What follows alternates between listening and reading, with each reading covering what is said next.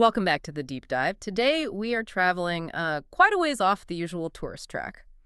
We're heading to southern Laos to a UNESCO site called Wat Pho, or sometimes Wat Phu. Mm-hmm.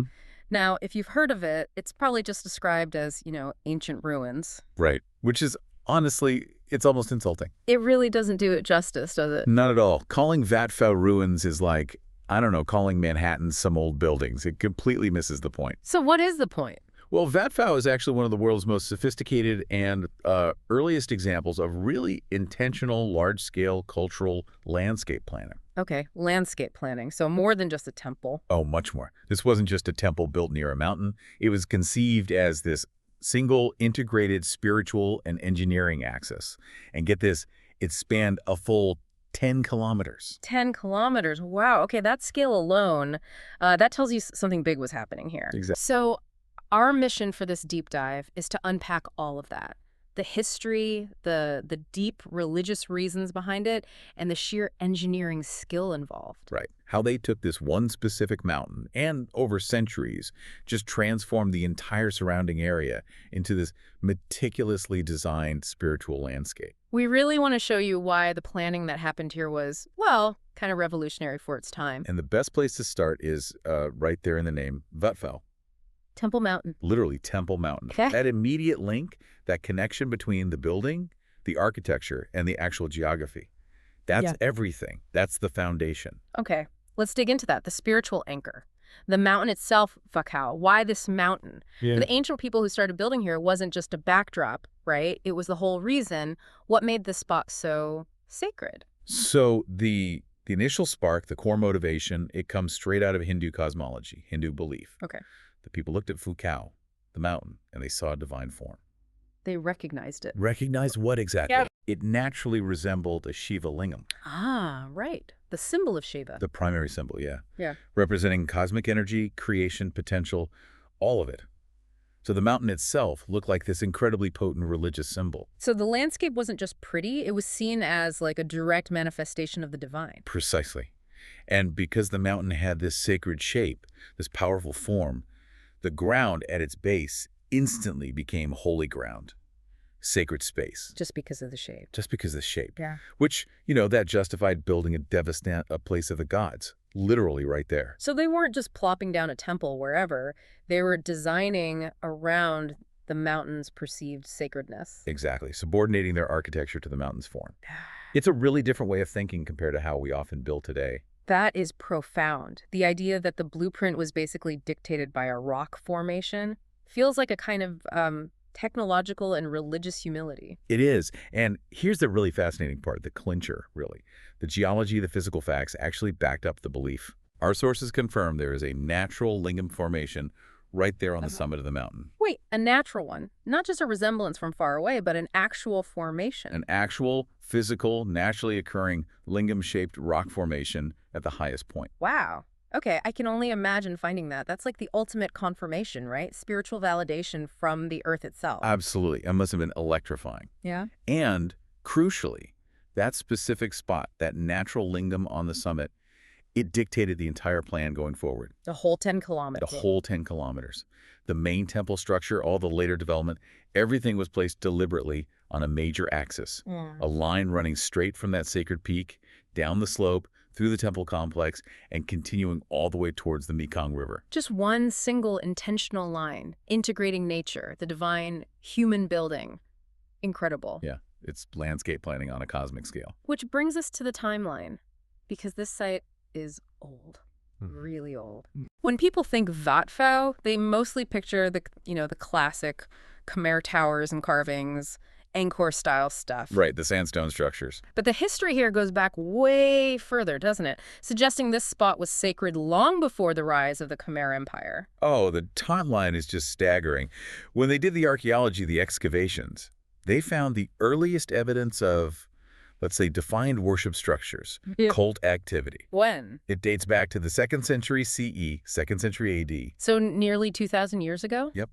This site was active, drawing people, attracting builders hundreds and hundreds of years before Angkor Wat's foundations were even laid. Okay, so what kind of structures are we talking about back then, 1,800 years ago? It wasn't the fancy sandstone carvings we see today, I assume. No, much simpler, but still significant.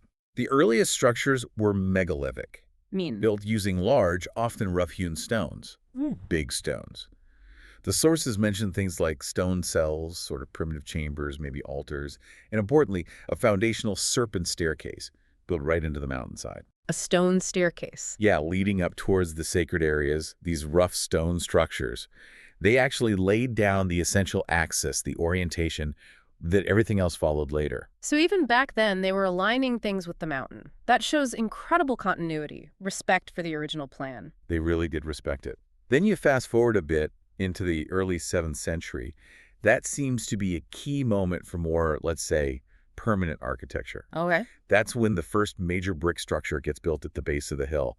That kind of marks the architectural starting point for the grander complex that would eventually develop. So these really early megalithic sites, the brick structure, they became the anchor points for the big expansion later on under the Khmer Empire. Exactly. That's the era most visitors recognize today. Right. The site saw this huge expansion, massive investment, the highest level of architectural refinement under the Khmers. The main buildings you see now, the gateways, the libraries, the central sanctuary, mostly built between the 11th and 13th centuries. The Golden Age. Pretty much. Though, some sources push the start of the really big Shiva temple complex back maybe even to the 10th century. But that 11th, 13th century period, that's when it becomes this masterpiece of sandstone and brick construction we associate with Wat Phou. But history moves on, religions shift. By the end of the 13th century, things were changing in Southeast Asia. Big changes. How does a site so deeply, fundamentally tied to Shiva, to Hinduism, navigate that kind of massive religious transformation? Look towards Buddhism, right? Yeah, the rise of Theravada Buddhism in the region. It's a really interesting case study in, cultural continuity versus outright conversion. So what happened? Did they tear down the Shiva stuff? Mostly. No, they adapted. As the Khmer Empire's influence faded and Buddhism became dominant, Wat Phou transitioned. It went from being this premier Hindu sanctuary to becoming a Buddhist temple or monastery. So they just layered the new beliefs on top. Pretty much. If you look closely at the site today, you can see it. They didn't demolish the main structures, the core layout. Instead, they repurposed the spaces. They'd place Buddhist statues, maybe relics, often right over or next to the original Hindu carvings and reliefs. That's fascinating. So it maintained its sacredness just under a different banner, so to speak. Exactly. And that continuity is key. Wat Phou never really went dark. It was never completely abandoned to the jungle like some other sites. It just changed its primary religious affiliation, ensuring it stayed in continuous use right up to today. And that continuous use is probably a big reason why it's still here for us to talk about. A huge reason, yeah. Preservation through continued relevance. Okay, this is where, for me, the complexity just ramps up. Moving beyond the history into the engineering, you keep mentioning this 10-kilometer axis. Right. Let's just pause and try to visualize that. 10 kilometers, that's what, 6 miles? It's like the length of a major airport runway or a big chunk of a city downtown. It's a serious distance. And to build everything, the cities, the temple, this complex water system we haven't even gotten to yet, all along that single perfect line, that's just astonishing planning. It really is. This is ancient regional planning at its finest. That 10-kilometer axis, it was the absolute spine of the whole Champasak cultural landscape. It's spine, I like that. It fundamentally linked 4 key things. The sacred mountain, which was the source, the origin point. Okay. Then the temple complex itself, the religious heart. Then the associated ancient cities, the urban centers. And finally, this incredibly complex and symbolic water system that stretched all the way down towards the Mekong River. So it wasn't just a temple out in the wilderness, it was the spiritual and maybe even administrative capital for a whole region. Absolutely. It was the center of a power structure. Yeah. And the axis tied it all together. What were these cities? You mentioned cities linked to the axis. Yeah, 2 main ones that define that corridor. First, there was Shrestapura. That one was located closer down towards the Mekong River. And it seems to date back pretty early, maybe mid-5th century. Probably the earlier administrative hub. Okay. Then later, during the peak Angkor period, you see the rise of Lingapura. These cities weren't just nearby. They were deliberately positioned on the axis, fully integrated into that spiritual and physical alignment dictated by the mountain and the temple. So the temple wasn't just where you went to pray. It was like the gravitational center of their entire civilization there. You could say that, yeah. It ordered their whole world. Now, the water system. You said it was complex and symbolic. This sounds like maybe the most amazing part. For me, it really is. This is where you see the genius of the ancient Khmer and probably pre-Khmer engineers. This wasn't just about irrigation, though it probably helped with that too. This was symbolic hydraulics, engineering as religious ritual. Okay, tell me more. How did it work? Well, first, imagine the difficulty. Precision engineering over 10 kilometers. Without lasers, without modern surveying tools, it's mind-boggling. Right. They designed the system to capture water from specific sacred sources.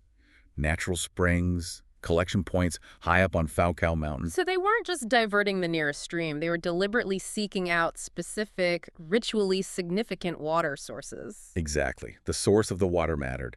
And here's the absolute crux, the symbolic masterstroke. Yeah. Once they collected this sacred water, they engineered channels and conduits to make it flow over the natural lingam on the mountain summit. Wait. Hold on. They built plumbing to Right. pour sacred spring water over the natural rock formation that represented Shiva. Yes, precisely. The water was physically consecrated, blessed, by flowing over the highest, most sacred point of the entire landscape. It's like a permanent, large-scale ritual built into the infrastructure itself. That's incredible. Spiritual infrastructure. I've never heard of anything like it. It really drives home how integrated their thinking was. So once the water was consecrated by the lingam, it didn't just pool there. Wait it up. It was then channeled down, directed to flow through the main temple complex, literally through the heart of the sanctuary buildings, Through the temple itself. through the temple. And from there, it continued its journey, flowing out towards the front areas, the berets, reservoirs, eventually feeding the lower areas, the cities, presumably used for rituals and perhaps practical needs too. So the water became this sacred circulatory system, taking the blessing, the energy from the mountain peak, and distributing it physically throughout the entire human settlement. Exactly. It transformed the water into a carrier of sacredness, purifying the whole landscape. The cosmic energy wasn't just locked up on the mountaintop, it was actively circulated via water. That shows such a different worldview. Engineering, religion, city planning, it was all one seamless project for them. Completely inseparable. They used natural forces, gravity, water flow, not to overcome nature, but to physically manifest and reinforce their deepest spiritual beliefs about the cosmos. It's a perfect three-dimensional model of their universe. Wow. Okay, so let's bring this back to today. We know the site transitioned to Buddhism. It kept being used. What's its status now? How has it survived? Well, as we said, that continuous use as a religious site, specifically Theravada Buddhist, has been absolutely key. Still active today. Yes, very much so. Monks reside there, festivals are held. This continuity meant it was cared for, maintained to some degree, never fully abandoned. That saved it from being completely reclaimed by the jungle, which was the fate of so many other ancient places. But still, we're talking millennia, stone structures, monsoons, maybe earthquakes. There must be significant deterioration. Oh, absolutely. Time takes its toll. Many parts of the complex, the stone galleries, the carvings, they're weathered, some have collapsed. It's a constant battle against nature. Are there efforts to preserve it? Yes, thankfully. There are significant ongoing conservation projects. The sources specifically mention work focused on restoring things like the boundary markers along the main processional way, shoring up structures, clearing vegetation carefully. Restoring the pathway. That feels symbolic, too. Like they're trying to preserve the physical line of that original sacred access. I think that's exactly right. It's about preserving not just the buildings, but the entire concept, the landscape plan. And the global community recognized this too. The UNESCO designation. Right. In 2001, Vat Phou and its whole surrounding area became a UNESCO World Heritage Site. And crucially, look at the name they gave it. Vat Phou and associated ancient settlements within the Champasak cultural landscape. Ah, so not just Vat Phou Temple. Exactly. The name itself acknowledges what the ancient planners knew all along. The temple, amazing as it is just one piece, is the heart maybe of this vast, interconnected, intentionally designed cultural landscape. So just to recap for everyone listening, this deep dive, it's shown us Vat Phou isn't just ruins. It's a temple whose entire existence, its precise location and layout, were dictated by a mountain that looked like a Shiva lingam. The geography was the divine instruction. We've traced its history way back, beyond Angkor, to megalithic structures in the 2nd century CE. Incredible depth of time. And maybe most importantly, we've uncovered this revolutionary 10-kilometer axis, a planned landscape linking mountain, temple, cities, and this genius water system. Where sacred water, gathered from springs, was purified by flowing over a natural lingam, and then circulated that blessing through the entire human world they built. It's the ultimate fusion of engineering, belief, and landscape. It really is. And, if you stop and think about that approach, where every decision, every bit of engineering was secondary to the mountain's spiritual geography, it really contrasts with how we often plan today, doesn't it? Stark contrast. Modern planning so often just imposes these rigid, artificial grids onto the land. We flatten hills, divert rivers, pave over things to fit our convenience, our efficiency models. Yeah, we tend to dominate the landscape rather than integrate with it. Exactly. The builders of Vat Phou, they chose integration. Deep, profound integration over imposition. And it makes you wonder, What? well, where in our modern world, in our cities and structures today, do we see that same level of respect? Where does the natural environment, a specific mountain or river or geological feature, actually dictate the final form and purpose of what we build?